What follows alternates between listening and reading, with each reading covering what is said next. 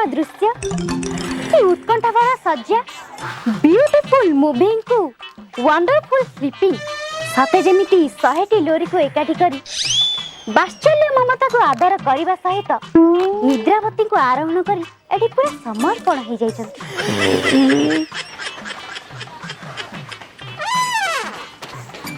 स्वामी स्वामी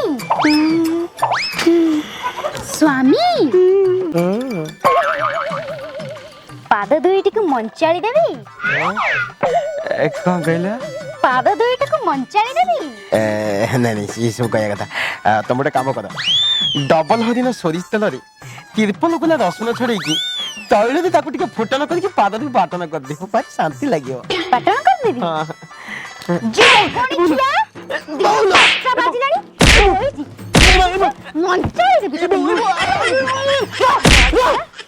लज्जा तो माइकिना कोन धंदा लगाई छो माइकिना को बाल्टा कोन देखि माइकिना उल्टा हो हेलो माइकिना मु तते कहली रसुण को टिके बाटन करिया पई मते छेचन करी मसाली मुआ करिया पई नुवा छाता भाई भूल कली कोन भूल कली होय रे राती 10टा पर मते सुआई दुनु दिन 10टा जाय नीचे हेले कोन तो बोउ बने तू पेटे रे थिला बेले हबनी फल खाई देथिला काई ना बाघर को हमर बत्सी किया गेलनी ए पर्यंत पिला छुआ देखा नहीं ना है कि भलो है काई ना हम बाहागर को जदी बर्षी किया कर साइलनी हम पिला छुआ हेतिला बा तू ताको श्राद्ध करी कि श्रद्धांजलि देई सारन तोड़ी तुमको बा है मो जीवन ता खत्म हो गेला हलो तो खाली खत होईची जहां मूले पड़िबो तार फल फलिबो हेले मु मो छुआ सन्नी 180 स्पीड जतो चलतिले तो सेति काले मु भाई पड़तिली बदे हे रुहा आम दी जण के भीतर किछि फाइनल हे परिबनी काली गार गोटे निशा बसा कहार ठीक कहार भूल सेठी जणा पड़िबो हां ठीक अछि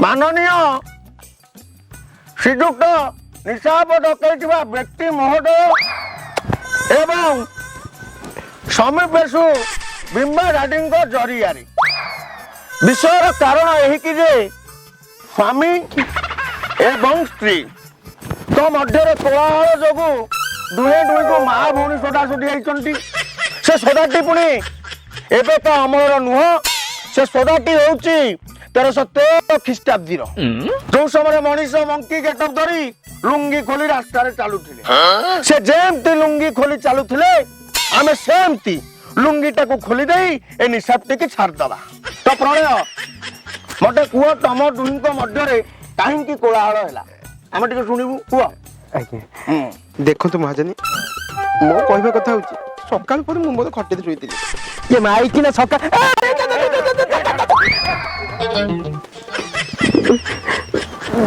देखो मोर तो सकाल पर मु मोर आसी शुइतिली ये माइकी ना मते कहला कहला धान मु तम गोड़ टिके मोड़ी देबी मु कहली आ खालतरे काई मोड़ीबू तू गोटे काम कर डबल हनी सोरिष तेल त्रिपुर कोला रसुण बाटिकी ताको टिके फोटो करी मो गोड़ टिके बाटन कर दे एते की कथा त कहै छी आज्ञा ये माइकी ने देखिछ जो कुकुर छंदपुर जो मज्जी की मारंती सेही भलिया बागरे मते मारची ये मां तो नाटा कोन द्रौपदी आका मां द्रौपदी स्त्रीर कर्तव्य होची स्वामीर कथा को अक्षर अक्षर पालन करिबा बुझा तू किंतु मां दो अक्षर लगेची दो अक्षर लगेवा सहित दो नंबर कार्य मध्य करिसु बुझिबातु तू एमती काहे की कलु देख महाजने राती 10टा पर मते सुआई दउ नांती दिन 10टा जाय निजे सोचंदी चिंता कर तापर कथा आसिला सोरिष तेल ऊपर मते कहले डबल हरिण सोरिष तेल रे मते घसी मोड़ी देलु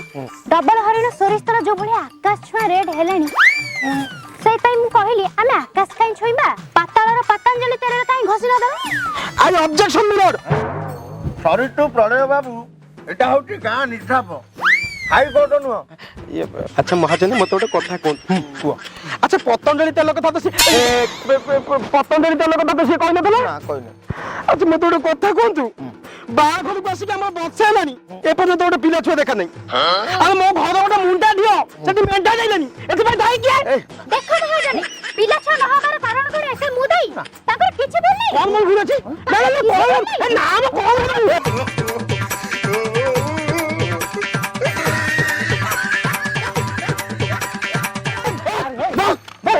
कोई गलती एला तुम कहो हां अति बेकारिया ଗୋଟେ ଧନ୍ଦା ଲଗେଇଛ ବସ। ହଁ ତମେ ଢୁଙ୍କିକି କାଠ ଭଳିଆ ପାଇଛ ତମେ ଦିନ କିନ୍ତୁ ତମେ ଘରେ ଯାହା ହଉଛ କିନ୍ତୁ ଏଠି ପଞ୍ଚାୟତରେ କାମଟା କଣ ହେଲା ତମେ ଆମକୁ ମାନୁନ ତମେ ଘରେ କାହାକୁ କଣ ମାନୁଛ ଘରେ ଗୋଟେ ଥର ମତେ କହିଲେ କହୁଛନ୍ତି ତୁ କଥାକେ କଣ ଦାନ୍ତ ଭିଡିକିରି ଚଢୁଛୁ ବାବା ବା ହଁ କଣ କହୁଛୁ ତାକୁ ଟିକେ ରଖ ସେପଟେ। ହଁ ହେଲୋ ଏ ମା ତୋ ନାଁ କଣ ମନେ ପଡୁନି। ହଁ ହଁ ଦ୍ରୌପଦୀ ହ୍ୟାଲୋ ମା ତୋ ଗୋଟେ ଭଳିଆ କଥା ମୁଁ ଭାବିଲି ତୁ ଗୋଟେ ଅବଳା ଦୁର୍ବେଳା ଶର୍ମିନୀ ନାରୀଟିଏ ଦେଖିଲା ବେଳୁ ଏବେ ଯେଉଁ ଭଳିଆ ତୁ ହଉଛୁ ମାନେ ସବୁ ଯାକ ଭୁଲ ତ ତାକୁ ଟିକେ ରୋକ। ଜାଣିପାରେ ମୋର ବାପ ବୟସ ଜଣ ବୟସ ଏଠି ଆରେ ଏମିତି କାହିଁ ଏମିତି କଲେ ଘର ସଂସାର ଚାଲିବ। ଘରେ 2 ଦିନ ଖଣ୍ଡେ ନେଇକି ରଖ ଜାଣିବ। ଘରେ 2 ଦିନ ନେଇକି ରଖିବି ଘରେ ଟଟେ ପନିକି ମରେଇ ଦଉଛି ମୋ ଟୋଟାଲି ପିଢା ମରେଇ ଦେବ। ଏ ରବ ଘରେ ଗୋଟେ ଫାଇନାଲ କରିବା ଗୋଟେ କଣ ହେଇଛି ନିଜ ଭିତରେ ମନାନ୍ତର ଗୋଟେ ହେଇଛି ଆମେ ତାକୁ ଟୁଟେଇ ଦବା। ଆରେ ମା ତୁ ଯେମିତି ହଉଛୁ ତୋର ସବୁ ଯାକ ଭୁଲ। ହଉ ଠିକ ଅଛି ମୋର ଯଦି ସବୁ ଭୁଲ ମତେ ମୋ ବାଟରେ ଛାଡି ଦିଅ ମୁଁ ମୋ ବାପା ଘରକୁ ଚାଲିଯିବି। ହଁ ହଁ ତୁ ଯାଉ ଆଉ ଏଠି ବୁଲି ବୁଲି ପରେ କିଏ କିଛି କରନ୍ତୁ। ହଁ ତୁ ଯା ତୋତେ କିଏ ରଖିଛି କି। ହ୍ୟାଲୋ ଏ ମା ସବୁ ଭୁଲ ସମାଧାନ ବାପ ଘରକୁ ଗଲେ ହେରି ହେଇ ଜାଣିଲ ମା ସବୁ ଭୁଲ ସମାଧାନ ପରସ୍ପର ବସିକି କଥା ହେଲେ ହିଁ। ଆଲୋ ମା ଥରେ ଭାବିଲୁ ଆମେ ଏଠି ବୁଦ୍ଧ ବ୍ୟକ୍ତି 2 ଜଣ ବସିଛୁ ତମେ 2 ଜଣ ଯୋଉଭଳି ହଉଛ ଆମ ଆଗରେ ତମ ଇଜ୍ଜତ ରହୁଛି।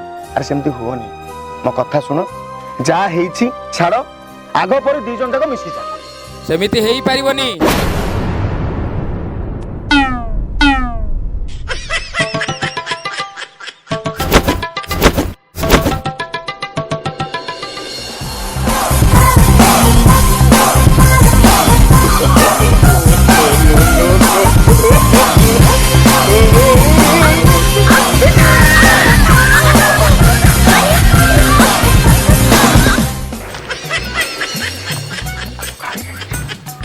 ଓ ବାବୁ ତମେ କିଏ?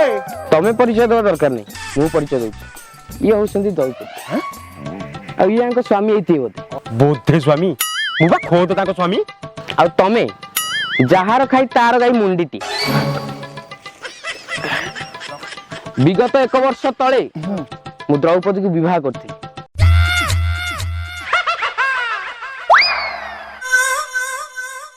ହେଲେ 4ଠି ରାତିରେ 4ଟା କବାଟ ଡେଇଁ 4 ନମ୍ବର ସାଇଜ ଚପଲ ପିନ୍ଧି ସେ ଚୋରଣୀ ଭଳିଆ ଚାଲି ଆସିଥିଲେ। ସେବେଠାରୁ ସଉପ ମାଣ୍ଡି ଗନ୍ଥା ମଶା ଧୂପ ଧରିକି ବୁଲି ଯୋଉଠି ସେ ମାଇକ୍ ନା ଦେଖିବି ସେଇଠି ଚଉଟ କରି ତମେ ଖାଲି ସେ ଗୋଡା ପଛକୁ ପଳ ମୁଁ ସାଙ୍ଗେ ସାଙ୍ଗେ ଚଉଟ କରି ଦେଖିବି। ହଁ ଇଏ କଣ ଏବେ ଚଲା ବୁଲା କଲାଣି? ଅଭଦ୍ର ଘରର ଅବାଜ୍ୟ ପିଲା ଗୋଟେ କୁଆଡୁ ଆଇଲୁ ଦାଣ୍ଡା ଆଡୁ ଆଇକି ଗୋଟେ ଇଆଡୁ କହୁଛୁ। ଆରେ ତୁ ତାରି ସ୍ତ୍ରୀ କୁ ତୋ ସ୍ତ୍ରୀ କହୁଛୁ। ଓ ବାବୁ ସେ କାହା ସହିତ ପଚାରିକି ଦେଖ। ଦ୍ରୌପଦୀ ଦ୍ରୌପଦୀ ଏଇ ମା ତୁ କହିଲୁ ମତେ ତୁ ତା ସ୍ତ୍ରୀ ନା ସ୍ତ୍ରୀ ନା ସେ ତୋ ସ୍ତ୍ରୀ ନା ତୁ ତା ସ୍ତ୍ରୀ ଆଲେ କାହା ସ୍ତ୍ରୀ ତୁ କହୁନୁ। ମୁଁ କାହା ସ୍ତ୍ରୀ ନୁହଁ ମୁଁ ତାଙ୍କୁ ଚିହ୍ନିନି କି ଜାଣିନି ତାଙ୍କ ସହିତ ମୁଁ ବାହା ହେଇନି କି ତାଙ୍କର 7 ଲକ୍ଷ ଟଙ୍କା ମୁଁ ଆଣିନି।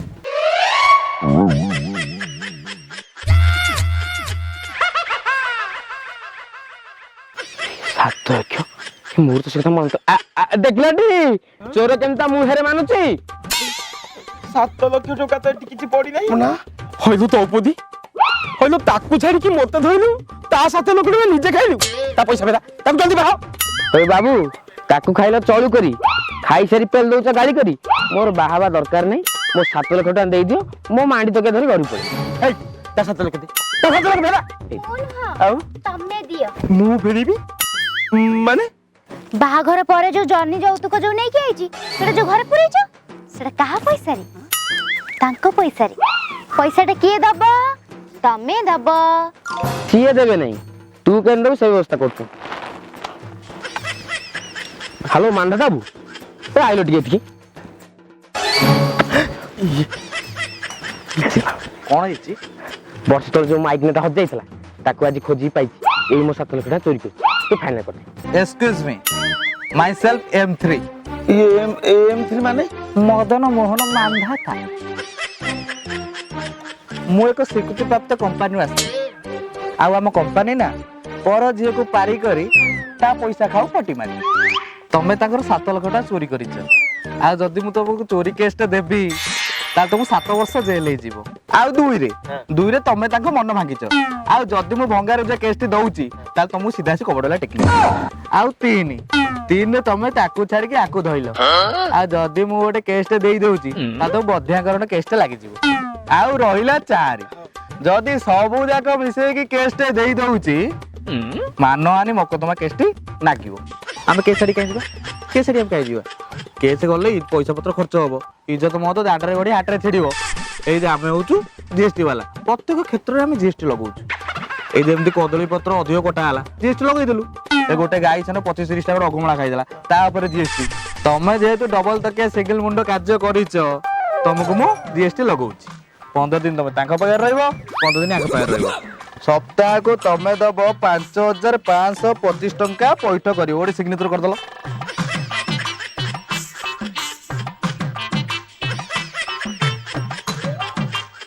ସବୁ ତ କାମ ସଇଲା, ଆମେ ଏଥର ଆସୁଛୁ। ପଳେଇଲା କୁଆଡେ ପଳେଇଲା ହେଲା। ଆଗଲା ତମ ତ ନିଶାପ ସରିଗଲା, ଆମେ ଆଉ କାହିଁ ବସିବୁ? ବୁଝିପାରୁଛୁ ପୁଅ? ହେଲା ତମେ ତମର ବିଷୟ ଆମେ ପଳେଇ। ଆରେ ବାପା ରହ, ଆଉ ଟିକେ ରହିଗଲା। ଏ ଯୋଉ ନିଶାପଟା କରିଗଲା ମୋ ମନକୁ ପାଇଲା। ହେଲା ଆ ପାଖରେ ଇଏ ଯୋଉ 15 ଦିନ ତା ପାଖରେ, 15 ଦିନ ଆ ପାଖରେ, ଦିନ ରହିବ କାହା ପାଖରେ, ରାତି ରହିବ କାହା ପାଖରେ। ବାହା କେମିତି କାହିଁ ହଉଛ? ସେ ତାଙ୍କର ବୁଝାବୁଝି ନା ତମେ ଯେମିତି ହଉଛ ଭାରି ବିବାଦ ଯିବା। ସିଏ ତାଙ୍କର ବୁଝାବୁଝି ହେବେ ନା। ଆଉ ପରିଶ୍ରା କିଛି କହିକି ଗଲାନି କାହା ପାଖରେ ଆଗ 15 ଦିନ ରହିବ କାହା ଭାରି ଅକଳେ। ନା ମୋ ପାଖେ ଆଗ 15 ଦିନ ରହିବ। ହଁ ମୋ ପାଖେ ଆଗ 15 ଦିନ ବର୍ଷ ହେଲା ମୁଁ ତ ଗିରିକୁ ଚାଉଠି କରିବନି। ଆଗ ମୁଁ କରିବି। ମୁଁ ମସଲା ଚାଉଠି କରିନି। ମୁଁ ଜମା ଚାଉଠି କରିନି।